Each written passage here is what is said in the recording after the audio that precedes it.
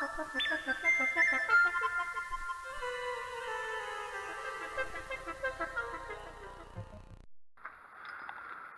so here's where we're at with the Norman Nippy. I've been trying to get the the piston out with my bearing puller, but unfortunately there isn't enough clearance underneath there to get the bearing puller that part round, and I can't do it with these because the fins get in the way. That part's not long enough, unfortunately. So back to the drawing board on that one. I might be able to get the black actual bearing bits under if I can take these studs out, but that's another job for another day. Meanwhile, I've got a set of the actual pedals that go with it, even Norman branded, look, and they fit on the splines perfectly. I won't put it all the way on because the nut's not undone, but yeah, so when I do get it going, I'll have pedals. Yes! Very difficult to find those pedals, and if you'll follow me over here, it's a bit difficult to navigate around here at the moment. Look what the weather's done as well. I also got, for the bargain price of 50 quid,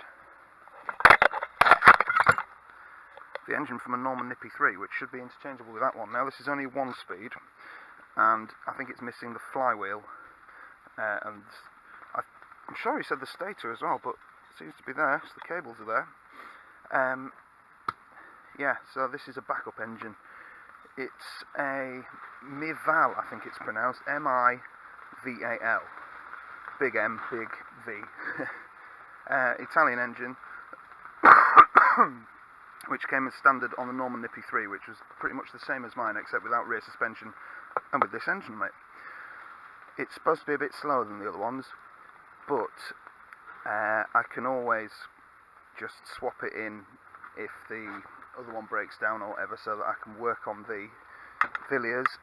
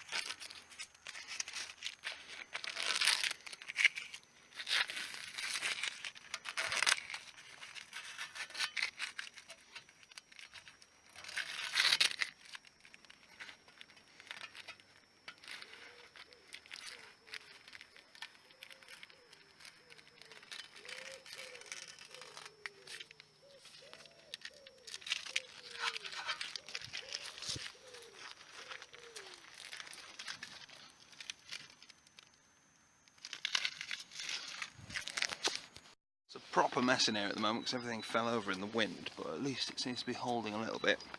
Now, in a desperate attempt for some kind of progress, I've actually bolted my puller straight into the holes in the top of the cylinder with the original bolts.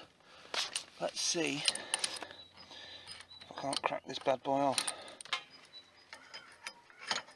If this doesn't work, I think it's time for a new engine, unfortunately, because I just can't get the old cylinder off without taking the crankshaft out, or at least taking the piston off, and for that I need to dismantle the whole engine, and then I'll have to get a new crankshaft, and there is an engine on eBay at the moment, so that's probably the easiest way to go.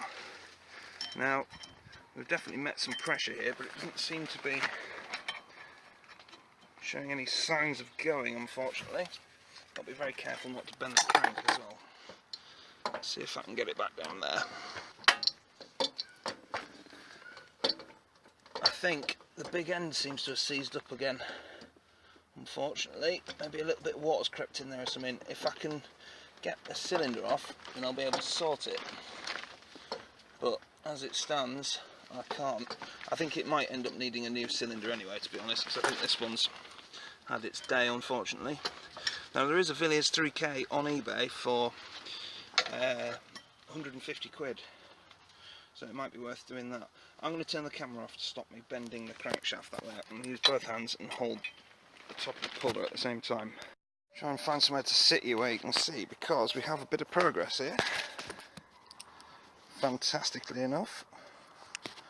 Right, can I jam that in there so you can see anything? Nope.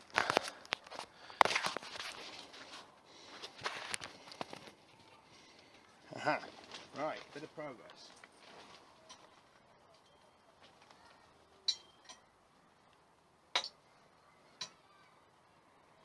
Promising type of sound. It definitely seems to be out more than it was, but it's bloody hard work. And I'm having to hold the puller at the same time to try and stop it because the crankshaft just twists.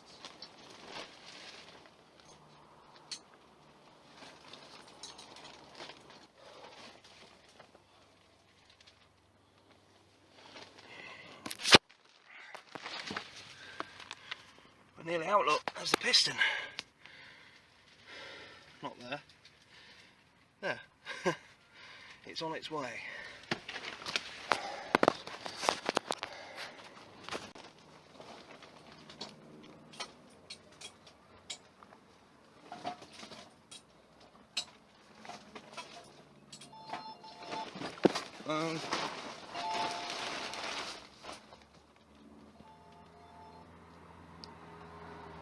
Okay, I've got to step this up a bit because my wife's on her way back and she'll want to know why I haven't tied it up.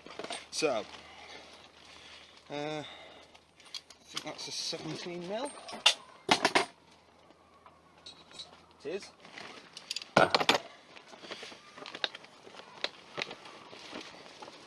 Can't find a proper ratchet, so I'm using a torque wrench. Let's get it going.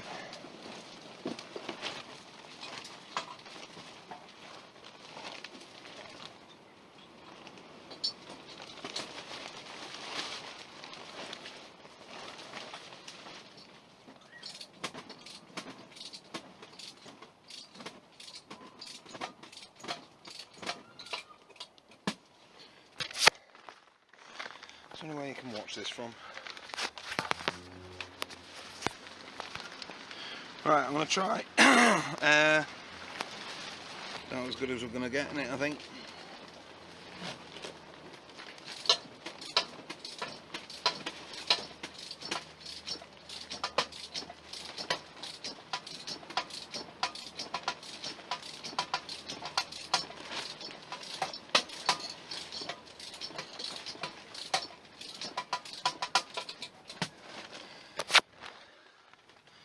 Nearly there, nearly there.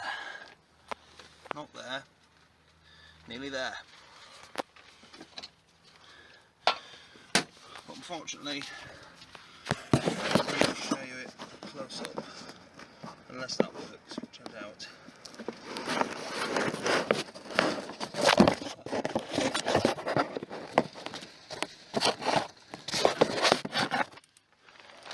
Let's try something with an adjustable spanner on the phone.